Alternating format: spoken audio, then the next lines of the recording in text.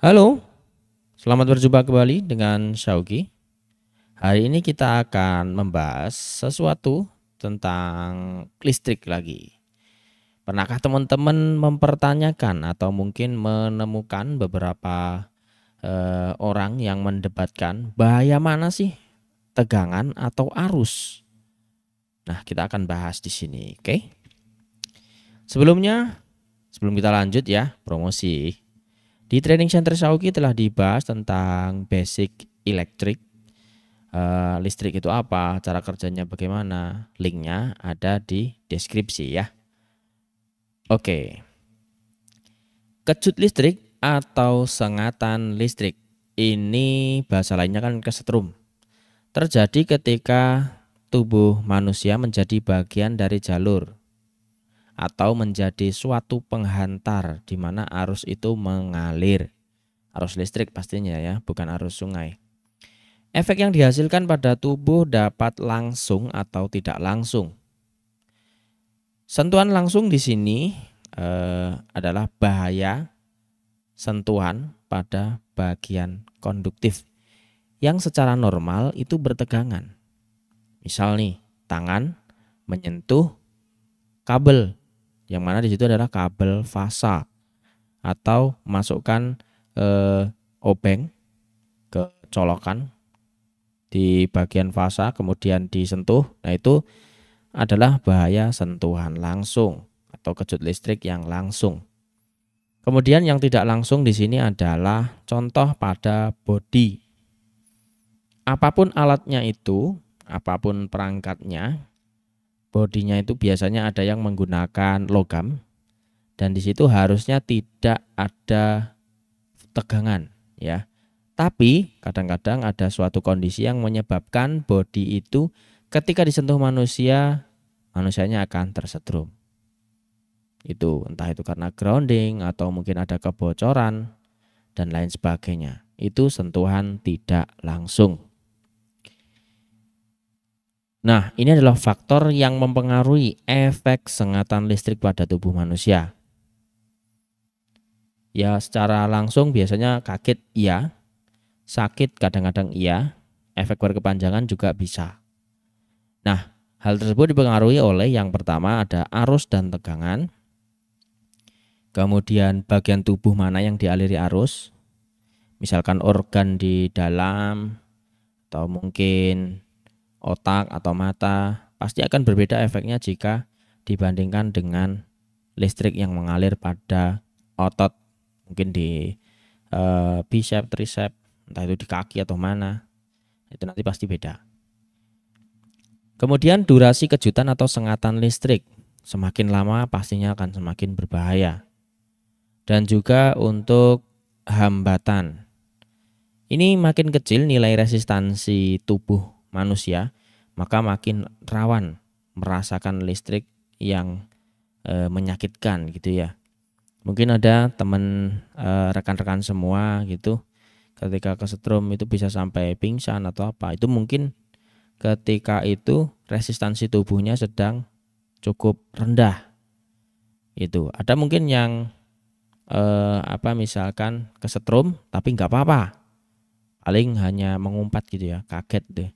Ya mungkin karena di situ resistansi tubuhnya sedang agak tinggi. Entah itu karena tangannya tebal, kulit di tangannya tebal, atau mungkin sedang menggunakan sarung tangan, sepatu safety, dan lain sebagainya. Nah, untuk dampak sengatan listrik pada tubuh manusia, semakin tinggi arusnya, semakin berbahaya. Bisa menyebabkan kematian atau cacat permanen. Nah, di sini teman-teman pernah lihat nggak tanda seperti yang ada di pojok kiri atas? Awas, bahaya tegangan tinggi. Sering kita temui di panel, kemudian di mesin listrik ya. Di situ nanti akan ketemu seperti ini, bahaya tegangan tinggi. Sedangkan di atas tadi sama seperti yang di bawah ini, ada tulisannya berapa ampere. Ya, di transformer itu ada tulisannya 10, 20, 5, terus kemudian ada 1 gitu ya. Terus ini contoh untuk mesin las, di situ 850 watt.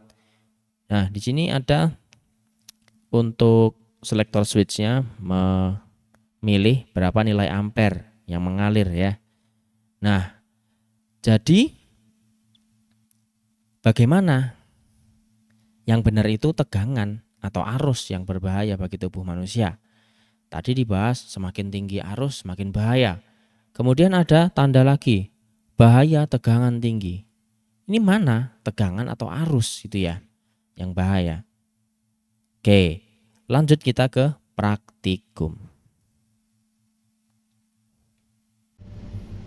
Nah, di tampilan ini teman-teman bisa melihat 3 komponen utama untuk praktikum, yaitu transformer, di mana di sini spesifikasinya adalah untuk inputnya 220, kemudian untuk outputnya di sini kita ambil yang memang multi tap ya, CT 12, 15, 18.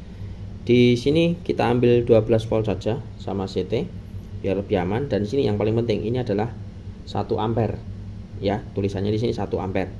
Kalau yang di slide mungkin beda.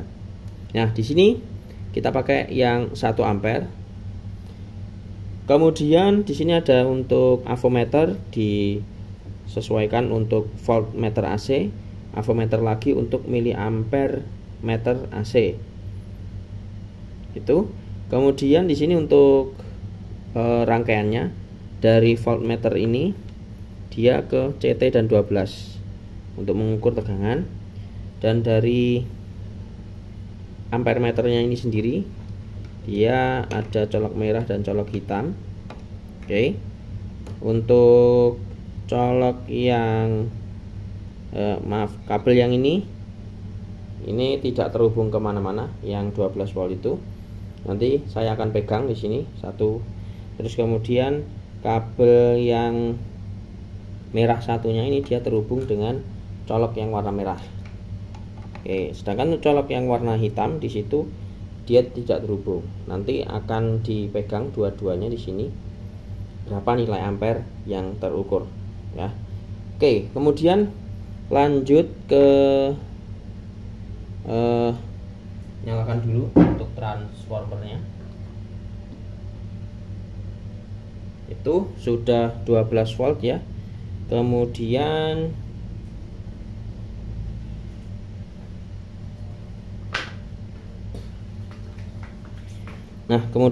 kita bisa konekkan ya di sini. Ini berapa miliampere di situ? Oh, itu besar ya. Nah, sampai belasan miliampere. Tegangannya sampai bisa turun itu ya, sampai 9 volt di situ. Nah, di sini kalau kita coba untuk koneksikan ini ke jari di sebelah kiri, jari sebelah kanan, maka muncul arus ya, tapi arusnya tidak besar. Oke, arusnya hanya 0,0 berapa ini, sekian. Kalau kita tekan maka nilainya akan lebih tinggi. Kalau cuma dipegang biasa nilainya akan lebih kecil lagi. Nah, itu untuk praktikum kali ini ya. Ini bukan sekedar properti biasa, tapi di sini dia memang ada tegangannya ini. Nah, kalau dikonsletkan di sini muncul arus yang cukup besar ya, kalau terukur di miliampere di sini. Setelah praktikum tadi kita telah membuktikan ya, ternyata tulisan 1 ampere atau berapa ampere lah itu pada suatu trafo itu ketika kita sentuh nilainya tidak 1 ampere, melainkan menyesuaikan resistansi tubuh kita. Itu. Misal di sini untuk 10 ampere transformer, kalau saya pakai tegangan CT dan 42 berarti tegangannya 42 volt. 10 ampere adalah arus maksimal yang dapat diberikan oleh beliaunya ini, transformer. Ya, arus maksimal. Berarti kalau tegangannya 42, arusnya 10 ampere. Ini kan besar sekali ya. Nah, ini resistansinya berapa? Kan pertanyaannya begitu. Yang membuat bisa 10 ampere itu apa? Nilai resistansinya juga. Jadi kalau tegangannya 42, resistansinya berapa? Ya 42 dibagi 10 sama dengan 4,2 ohm. Dapat dari mana? Dapat dari ini. V sama dengan I kali R. Resistansi, tegangan sama dengan arus kali resistansi. Kalau diputar balik di sini, resistansi sama dengan tegangan dibagi arus. 42 dibagi 10 ampere, jadinya 4,2 ohm. Begitu ceritanya. Maka kalau misalkan tubuh Syauqi tadi yang katakanlah 1 mega ohm gitu ya. Kalau diberi tegangan 42 volt, maka ya jauh dari 10 ampere ini. Hitung sendiri ya. Itu. Jadi yang bahaya itu sebenarnya apa? Di atas tadi sebenarnya sudah ada bocoran sih. Tegangan itu bahaya. Arus juga bahaya. Kalau kita lihat di sini resistansi juga bahaya. Ya. Terus kalau tambahan tadi ada durasi, terus komponen bukan komponen, organ mana yang kesetrum gitu. Jadi kalau di sini tiga-tiganya ini saling berkaitan, nggak bisa dipisahin. Tegangan, arus, resistansi. Ini adalah hukum Ohm. Hukum pada rangkaian listrik tertutup. Gitu. Jadi di sini kalau tegangannya kita naikkan, maka arusnya nanti juga akan naik. Kalau resistansinya kita turunkan atau makin kecil resistansinya, makin tinggi pula arusnya. Begitu. Jadi sampai misalkan arus yang mengalir pada tubuh itu 3 mA, 10 mA, 60 mA, mungkin juga ada yang 100 mA, itu yang ngaruhnya kemana? Kondisi tubuh kita, kondisi tubuh manusia, resistansinya berapa, dan tegangan yang manusia sentuh itu berapa. Otomatis ya, misalkan 110 volt AC itu cukup menyakitkan. Tapi ada yang lebih menyakitkan lagi, yaitu 220 volt. Mungkin yang lebih ekstrim lagi, yang jaringan tegangan menengah 20.000 volt. Wah, itu bisa sampai muncul bunga apinya itu. Oke, teman-teman, itu tadi ya. Jadi yang bahaya itu apa? Ya, tiga ini nggak bisa dipisahin gitu loh. Jangan cuma arusnya doang, tegangannya doang, nggak bisa. Resistansi pun juga ngaruh gitu. Nah, berikutnya adalah teknik untuk, bukan teknik ya, komponen untuk mengendalikan sengatan listrik. Ini terutamanya adalah untuk mencegah ya, jangan sampai terjadi gitu. Ada komponen namanya ELCB, Earth Leakage Circuit Breaker. Ini untuk pemutus sirkuit secara otomatis jika terjadi kebocoran arus menuju ground. Maksudnya gimana Pak Syauqi? Nah, kalau kondisi normal ya, sumber listrik itu menuju ke beban merah ini ya. Terus kemudian kembali lagi ke sumber. Yang menuju dan masuk ke kembali ke sumber itu nilainya sama besar. Diingat hukum Kirchhoff, kalau nggak salah yang kedua ya, Kirchhoff Current Law. Pertama apa kedua? Saya lupa. Yang KCL gitu. Masuk sama dengan keluar gitu. Nah, kalau ada yang tersetrum, sirkuitnya akan jadi seperti sebelah kanan. Misal di sini ada orang kesetrum menyentuh kabel yang merah. Di sini arusnya akan menyuplai untuk 2 jalur, ke lampu dan ke manusia yang kesetrum di sini. Yang ke lampu kembali ke sumber. Nah, yang di sini yang ke manusia itu nggak kembali ke sumber, melainkan ke ground. Kalau tidak ada komponen ELCB ini minimal ya, itu nanti tidak ada yang mendeteksi tentang adanya arus yang ke ground atau orang kesetrum di sini. Ini bisa mendeteksi karena di dalam ini kan nanti dibandingkan nih arus yang lewat ke bawah ini berapa, yang kembali ke atas ini berapa. Kalau dijumlahkan sama dengan 0 ya, itu berarti oke seperti ini. Keluar sama dengan masuk. Tapi kalau misalkan keluarnya lebih banyak, masuknya lebih sedikit, oh berarti ada kebocoran. Maka di sini nanti akan ngetrip. Gitu. Ini biasanya untuk mengatasi sengatan listrik langsung. Biasanya yang di LAN ini. Ada juga untuk mengatasi listrik yang tidak langsung adalah grounding. Gitu. Ini biasanya untuk grounding di colokan listrik itu ada di bagian tepi, atau kalau di colokan laptop ini biasanya ya di tepi jodohnya ini. Ini biasanya akan terhubung ke tanah. Gitu. Nah, ini fungsinya ada nanti ya. Contoh kalau misalkan di suatu komponen gitu ya, ini contoh untuk power supply. Biasanya di sini ada LN masuk ke ini.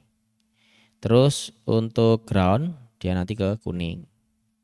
Nah, kenapa kok harus di ground kan atau di kebumikan? Aduh, kok kayak dikubur ya? Harus masuk ke pentanahan di sini. Karena kalau tidak, biasanya di sini akan nyetrum bodinya. Saya udah berkali-kali ke setrum ini ya, secara nggak sadar itu tiba-tiba nyentuh gitu, setrum. Karena memang pas itu groundnya tidak dipasang. Nah, ini biasanya digunakan untuk sengatan listrik tidak langsung. Nah, ini efeknya ya.